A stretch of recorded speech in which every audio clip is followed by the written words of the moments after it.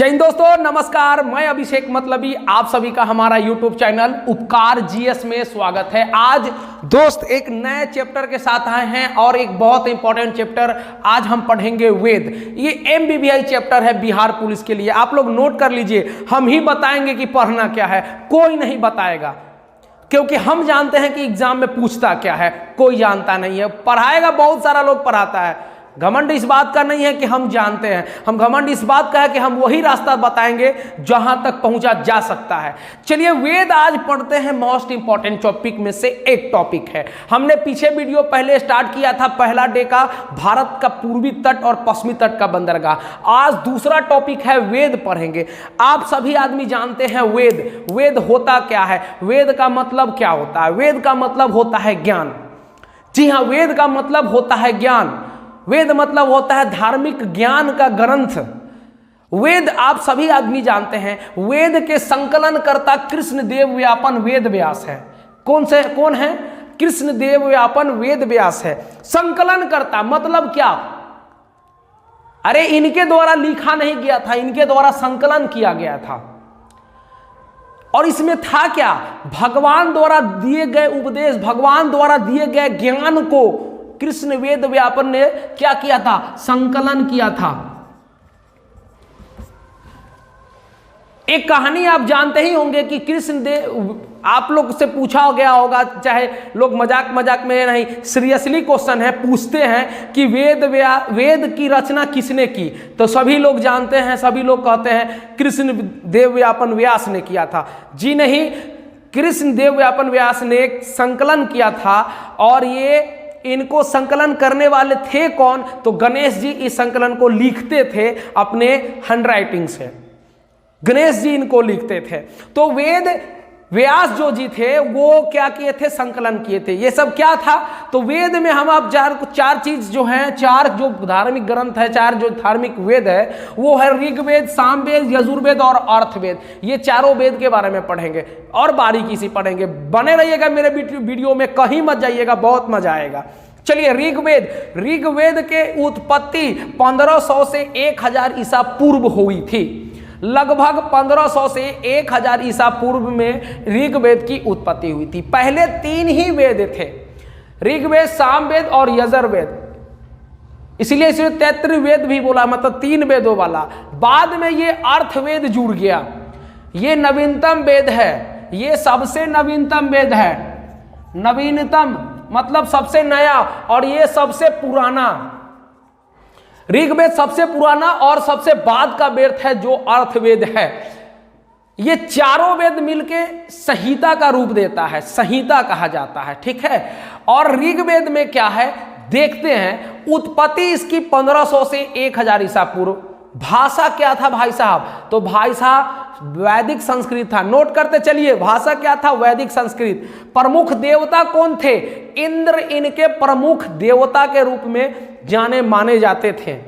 सूक्तों की संख्या 1028 सूक्त थी और ऋचाएं 10,462 ऋचाएं थी। इसके पाठनकर्ता को होत्री कहा गया है। क्या कहा गया है?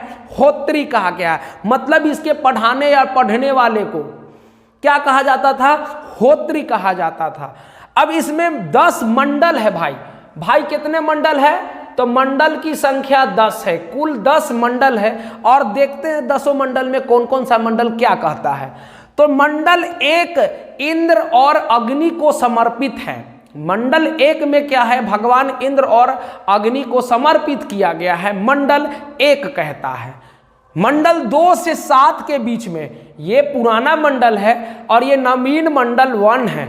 उसके बाद 8, 9, 10 ये सब नवीन, लेकिन सबसे पुराना मंडल 2 से 7 है। इसलिए ये प्राचीन हिस्सा है, ये प्राचीन हिस्सा है ऋग्वेद का। इसलिए इसे पारिवारिक पुस्तक भी कहते हैं। जितने ऋषि द्वारा जो रचा गया था, ऋषियों द्वारा बनाया गया था, इसीलिए ये पारिवारिक पुस्तक के नाम से भी जाना जाता है। कौन? 2 से 7 तक मंडल में पारिवारिक पुस्तक। मंडल क्या? 8वां मंडल। 8वां में ज्यादातर कन्नौ वंश द्वारा हाथ से लिखा गया था। मंडल 8 में जो चीज का विवरण हुआ वो हाथ से लिखा गया कन्नौ वंश के सबसे ज्यादा द्वारा। इसलिए इसे हाथ लिखित होने के कारण इसलिए इसे खील कहा जाता है। क्या कहा जाता है? खील कहा जाता है। नोट कर लीजिए भाई साहब, जितने टॉपिक पढ़ाएंगे नोट करते चलिए, बहुत इंपॉर्टेंट साबित होगा आपको, अंत में बहुत ज्यादा फायदा होगा। मंडल 9 में क्या है? देवता सोम को समर्पित है। मंडल 9 देवता सोम को समर्पित है।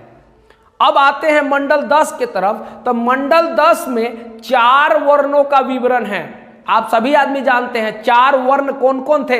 ब्राह्मण, क्षत्रिय, वैश्य और शूद्र। ब्राह्मण, क्षत्रिय, वैश्य और शूद्र, ये 4 वर्ण थे जो मंडल 10 में वर्णित थे।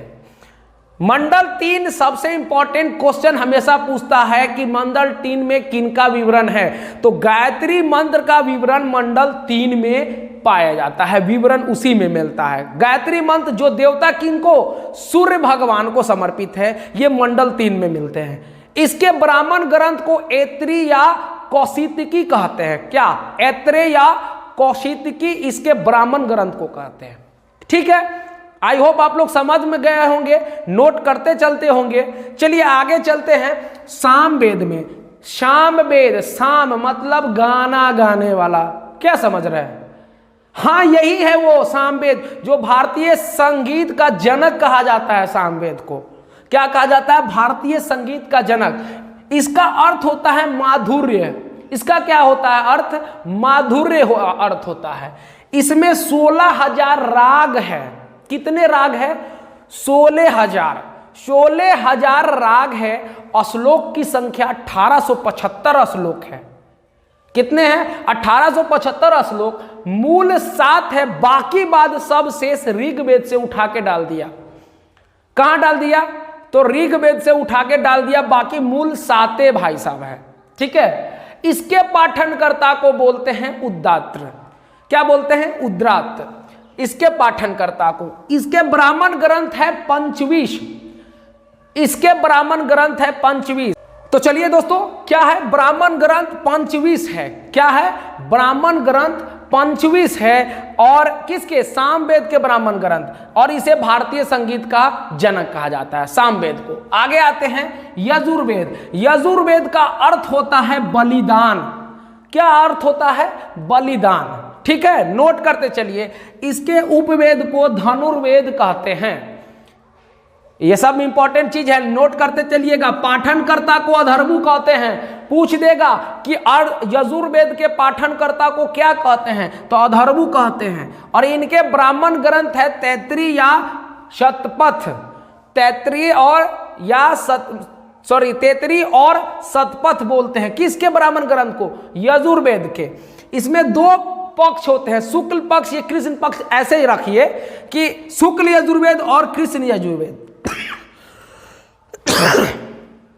शुक्ल यजुर्वेद में सिर्फ मंत्र मतलब सिर्फ गद है, और कृष्ण यजुर्वेद में गद एवं पद दोनों हैं। ये यजुर्वेद गद एवं पद में वर्णित है। ठीक है, तो इसमें 2 भाग है, एक शुक्ल और एक कृष्ण। तो शुक्ल में सिर्फ मंत्र गधों में मिलेगा, और इसमें सिर्फ गद और पद दोनों। मतलब कि थ्योरी भी रहेगा और क्या रहेगा? सारांश भी रहेगा। छोटा सा मतलब गद मतलब छोटा सा, पद बड़ा, सारांश भी। ठीक है, तो याद रखिएगा, गद एवं पद कृष्ण यजुर्वेद में, और गद में सिर्फ शुक्ल पक्ष में सिर्फ गद। इसमें यज्ञों के नियम एवं विधि विधान का विवरण संकलन किया गया है। इसमें यज्ञों के जितने सारे विधि नियम विधान जो भी है, ये सभी यजुर्वेद में संकलन किया गया है। ठीक है, समझ में आ रहा होगा। अब आते हैं अर्थवेद में। अर्थवेद में कहीं मत जाइए, आप लोग देखते रहिए मेरे चैनल को। क्या मतलब कहाँ जाना है, हम बताएंगे बहुत इंपॉर्टेंट टॉपिक। अर्थवेद को जैसा आप जानते हैं कि ये नवीनतम ग्रंथ है। ये तीनों ग्रंथों के बाद इनका उत्पत्ति की गई, इनका क्या संकलन किया गया। तो अर्थवेद, इसको ब्राह्मण वेद भी कहते हैं। क्या कहते हैं? ब्राह्मण वेद। इसके उपवेद को शिल्प वेद कहते हैं, और इसके ब्राह्मण ग्रंथ को गोपथ कहते हैं। क्या कहते हैं? गोपथ कहते हैं। और उपवेद को क्या कहते हैं? शिल्प वेद कहते हैं। इसके मुख्य रूप से 99, इसमें मुख्य रूप से 99 उपचारों का विवरण मिलता है। क्योंकि इस अर्थवेद में जादू, टोना, प्रेम प्रसंग, वशीकरण, राजा का चुनाव, विवाह गीत, विवाह विच्छेद आदि, वनस्पति आदि सभी का विवरण ये अर्थवेद में मिलता है। ठीक है, और इसमें क्या है, 99 उपचारों का विवरण इसी अर्थवेद में मिलता है। याद रखिएगा, इसके संकलनकर्ता जो है, सबसे इंपॉर्टेंट चीज अथर्व एवं अंगिरस या अंगिरा, ये दो ऋषि थे, अथर्वा और अंगिरस, ये दोनों ने मिलके अर्थवेद की रचना की थी। चलिए आगे आते हैं। सबसे इंपॉर्टेंट चीज, इसको शॉर्ट ट्रिक के माध्यम से याद कर सकते हैं इसके पाठनकर्ता को। जैसे ऋग्वेद के पाठनकर्ता को क्या, सामवेद के पाठनकर्ता को क्या कहते हैं, यजुर्वेद के पाठनकर्ता को क्या करते हैं, और अर्थवेद के पाठनकर्ता को क्या कहते हैं। इसको शॉर्ट ट्रिक के माध्यम से याद कीजिए।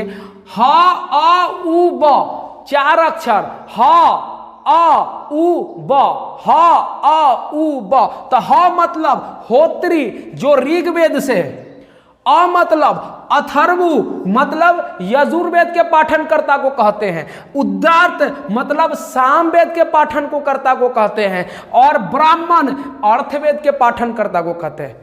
ये हुआ शॉर्ट ट्रिक। तो याद रखिएगा, ह अ उ ब ये आपका ऋग्वेद रहा, और ये ऋग्वेद चारों तरफ से आपका क्लियर हो गया। ऋग्वेद, सामवेद, यजुर्वेद और अर्थवेद। ये आप लोग, अगर आपको अच्छा लगता हो, मेरे वीडियो लगा हो, तो प्लीज लाइक शेयर कमेंट जरूर कीजिएगा, कमेंट में जरूर बताइएगा। जय हिंद, नमस्कार।